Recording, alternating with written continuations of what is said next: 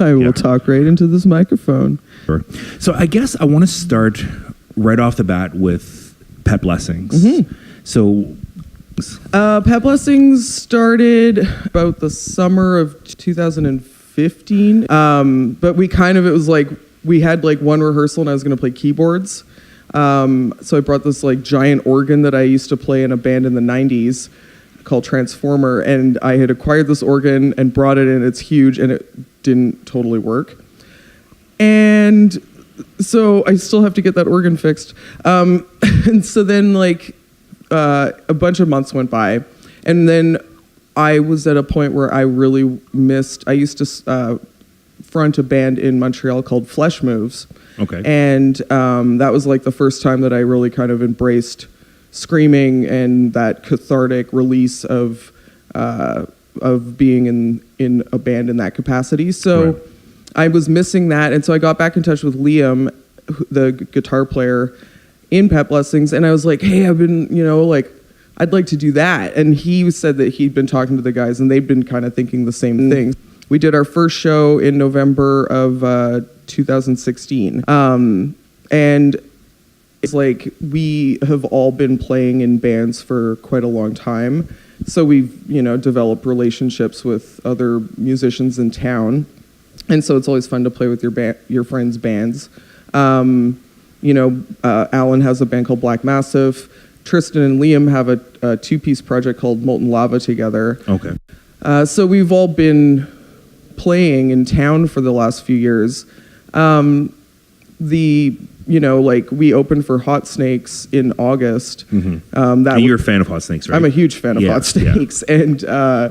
And it was just really, a lot of people were like, whoa, how'd that happen? I literally sent them a 30-second video clip. Okay. Because it was... So that really does work. Like, you approached the band themselves? I just approached the band, and it was one of those things where I had no aspiration. Like, I wasn't expecting to get the gig. Right. But I'm such a huge fan of that band that it was like eating away at me. It was like, I have to try. I have to know. I won't get it, but I have to know I tried at least. Right.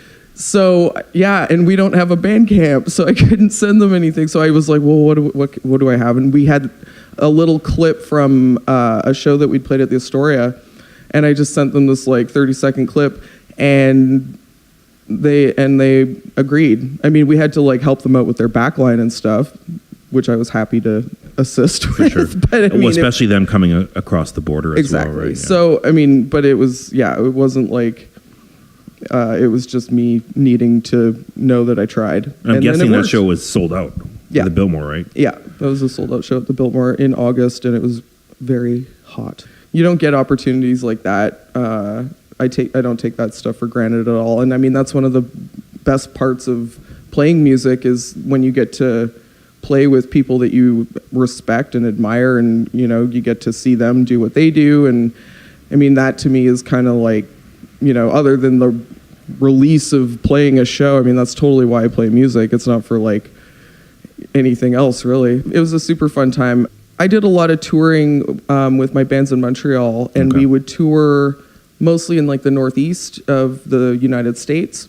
And a lot of those shows were in like little DIY spaces and basements. They didn't allow space-wise for lots of people, but those were some of the best crowds I've ever played for. And I will put on the exact same show in a basement than I will, at the Imperial or wherever it is. It's like, that's, you always put, like the people that are there, they're there, and you want them to remember.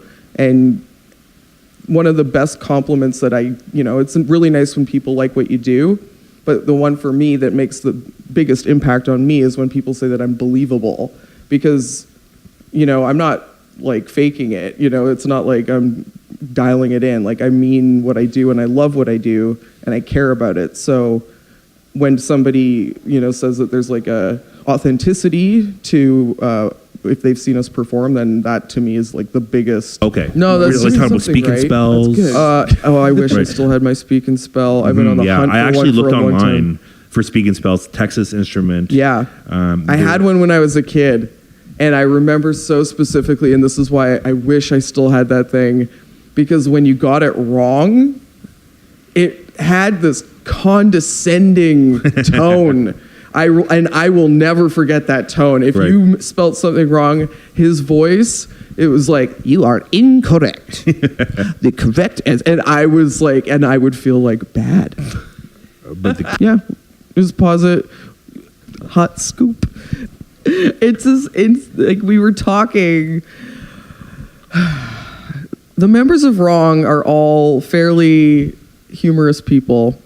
And Jen, our drummer, was telling us the story about, I think it was like she was living in a place and then there was like these odors or something.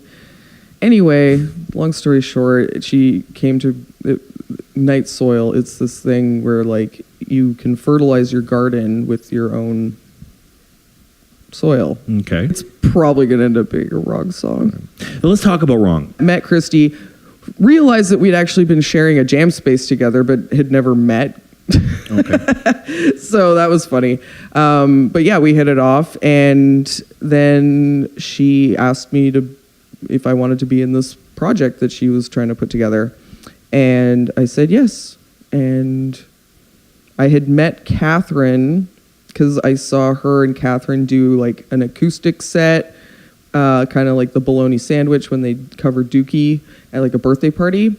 And then Jen, I think I met like at our first rehearsal, and I showed up and Christy had rad songs, and she has a vision, and she's very driven, and she's incredibly talented, and everybody in that band, I'm honored to be playing with such incredible musicians, definitely some of the best musicians I've ever played with.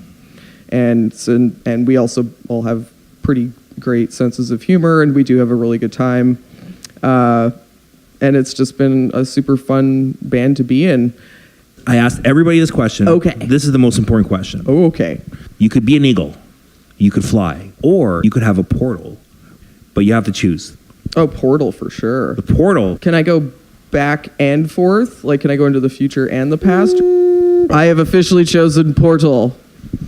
Do everything like you mean it. And if you don't know what you're doing, don't worry about it. Just hit whatever you're hitting as hard as you can hit it.